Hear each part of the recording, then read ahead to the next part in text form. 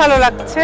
আমি আসলে ফার্স্ট কোনো ড্র থেকে আমি উইন করলাম আর কি আমার লাইফে। আগে কখনো এরকম নেওয়া হয় নাই, তো আমি খুবই এক্সাইটেড। আমার এটাই ফার্স্ট কোনো ড্র উইন করা। আর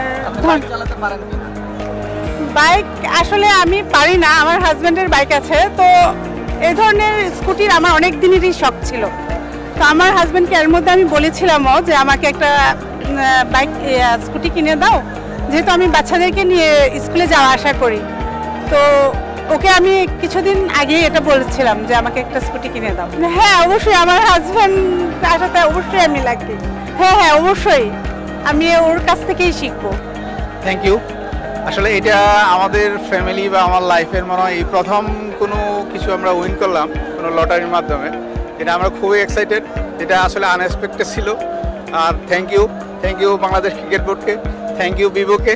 আমি আশা করব এই ধরনের প্রোগ্রামগুলো কন্টিনিউ থাকবে, যাতে আমাদের এখানে দর্শক অ্যাট্রাকটিভ হয় এবং আমাদের গ্যালারির জন্য ফুলফিল হয়। Thank you.